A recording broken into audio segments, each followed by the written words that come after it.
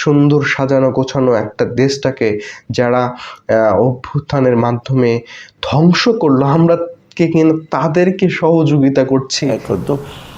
খুব বেশি বাড়ানো যাওয়ার কারণ আমরা যখন এই রিটার্নগুলো আসছে প্রায় 18 লক্ষ, তাই না, দেখা গেল 2/3 দেশের জনগণ সামন দিয়ে সরষা যেতে দেবে না, কিন্তু পিছন দিয়ে হাতে গেলেও সেই ব্যাপারে কোনো খবর রাখবে না।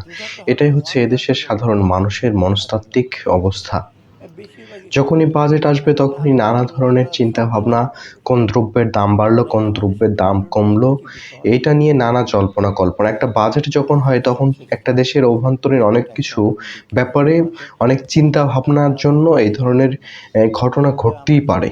তবে যেটা সবচেয়ে বড় সমস্যা, সেটার দিকে আমরা কেউ নজর রাখি না বা রাখছি না বা রাখার চেষ্টাও করি না। আমাদের চিন্তা কেন লিপস্টিকের দাম বাড়লো আর কেন আইসক্রিমের দাম কমলো, এইটা নিয়ে। আসলে কোনটা দাম কমছে এবং কোনটা বাড়ছে সেটা সরকারি অনেক পরিকল্পনা থাকে, অনেক বিষয়ে সিদ্ধান্ত আসলে যে কোন দ্রব্যগুলো আসলে অ্যাভেলেবল আমাদের দেশে উৎপাদন হলে ভালো হবে এবং যেটা বাইরে থেকে আসছে সেটাতে কর আরোপ করলে একটা ভালো লাভবান হবে। তো এবারের বাজেটে সবচেয়ে একটা ব্যাপার মাথায় রাখার চেষ্টা করেছে তারা, সেটা হলো যে সাধারণ মানুষের ক্ষেত্রে একটু সহজলভ্য করার এবং যে জিনিসগুলো বড়লোকেরা ব্যবহার করে সেই জিনিসগুলোর দাম বাড়ানো। বিশেষ করে যারা বড় বাড়ি ঘর করবে সেই সব আসবাবপত্রের দাম বৃদ্ধির একটা প্রসেস করেছে। মানে যারা ন্যূনতম সাধারণ জীবনযাপন করে সেই জিনিসগুলোর দাম ঠিক রাখার এবং যে হাই প্রোফাইল একটু হলেও হাই সেগুলোতে দাম বাড়ানোর চেষ্টা করছে। আচ্ছা, যাই হোক, আমার দাম বাড়ানো এবং কমানো নিয়ে কোনো আপত্তি নেই, কোনো সমস্যা নেই, কিন্তু আমার চোখ যেখানে আটকে গেছে এই বাজেটে সেটা হলো এই মুক্তিযোদ্ধাদের পাশাপাশি এবার জুলাই যোদ্ধাদের জন্য একটা বড় অঙ্কের টাকা বরাদ্দ দেওয়া হয়েছে। আসলে এই জুলাই অভ্যুত্থান নিয়ে এখন মোটামুটি একটা তুচ্ছ তাচ্ছিল্য অবস্থা তৈরি হয়ে গেছে, একটা হাসি পাওয়া ব্যাপার হয়ে গেছে। বাজেট বাড়বে কমবে সেটা ব্যাপার নয়। এবারের বাজেটে প্রায় 2,26,000,000 ঘাটতি বাজেট আছে। সেখানে অভ্যন্তরীণ ঋণ হিসেবে অর্ধেক ধরা হয়েছে এবং অর্ধেক বৈদেশিক সহযোগিতা বা বৈদেশিক ঋণ।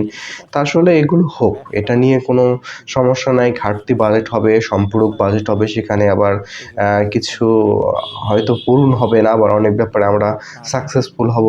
যেমন সাধারণ যারা গরিব মানুষ তাদের ভাতাতে কিছু টাকা বাড়ানো হয়েছে, এটা ঠিক আছে, বা কিছু দ্রব্যের দাম বেড়েছে, কিছু কমেছে, সবকিছু মিলে একটা ইকুয়াল করার চেষ্টা করেছে। কিন্তু এই যে জুলাই যোদ্ধা যারা, তাদের বরাদ্দ দেওয়া হয়েছে প্রায় 420 কোটি টাকা।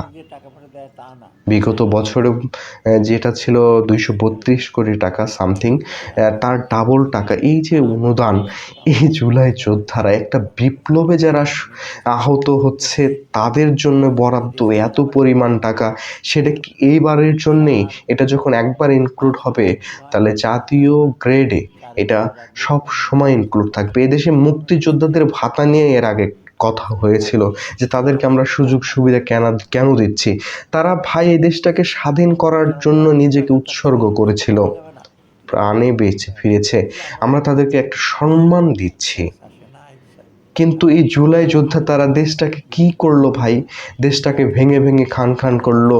সুন্দর সাজানো গোছানো একটা দেশটাকে যারা অভ্যুত্থানের মাধ্যমে ধ্বংস করলো, আমরা কিন্তু তাদেরকে সহযোগিতা করছি, তাদেরকে ভাতা দিচ্ছি, তাদের জন্যে একটা পরিমাণ বরাদ্দ। আচ্ছা, স্বাস্থ্য কার্ড হতে পারে, তারা চিকিৎসা, যারা যুদ্ধে আহত তাদের আমরা সেই সময় চিকিৎসা করতে পারিনি। অনেকের যুদ্ধে ফেরত আসার পরে অনেক বড় বড় ক্ষতি হয়েছে, হয়তো কারো একটা পায়ে গুলি লেগেছিল, সেখানে তাদেরকে চিকিৎসা না করার কারণে পাটা নষ্ট হয়ে গেছে। আমরা জুলাই যোদ্ধাদের হয়তো সেবার ব্যবস্থাটা করতে পারি, তবে তাদের যে ভাতার ব্যবস্থাটা, এটা আসলে আমার কাছে একটা গুরুত্বপূর্ণ অবাজেট। এটা রাষ্ট্রীয়ভাবে এটা হওয়া খুব একটা প্রয়োজন কিনা আমি জানি না। তবে আমাদের দেশের মানুষ যখন হুজুগে বাঙালি নাম, তখন অবশ্যই এখন সাধুবাদ জানাচ্ছে, কিন্তু এইটা বাজেটের সাথে একবার ইনক্লুড হয়ে গেলে এটা বরাবরই যে ওই যে সামনে দিয়ে সরিষা যাওয়ার মতো কিছু মনে হচ্ছে না যে জুলাই যোদ্ধাদের আমরা অনেক কিছু দিচ্ছি কিন্তু পিছন দিয়ে হাতে যাচ্ছে। এটার জন্য একটা সময় বিপ্লব হবে আবার, যে এই জুলাই যোদ্ধাদের এটা বড় বাতিল করা হোক, অথবা আমরা তাকে কেন দিব, আরেকটা প্রজন্ম এসে এখানে কুঠার আঘাত করবে। তা আমরা বৈষম্য দূর করতে এসে আবার সেই বৈষম্যই শুরু করলাম। আমরা মুক্তিযোদ্ধাদের নাতিপুতিদের চাকরি দিব না, এইটার জন্য এত কিছু করলাম। সেখানে আবার জুলাই যোদ্ধাদের স্বাস্থ্য কার্ড হচ্ছে, জুলাই যোদ্ধাদের বরাদ্দ হচ্ছে, সেই জুলাই যোদ্ধাদের আবার 3টা ক্যাটাগরিতে ভাগ করা হয়েছে, এ বি সি বা ক খ গ। এ ক্যাটাগরিদের মাসিক 20,000 টাকার ভাতা প্রদান করা হবে। এত কিছু তো ভাই প্রয়োজন নেই।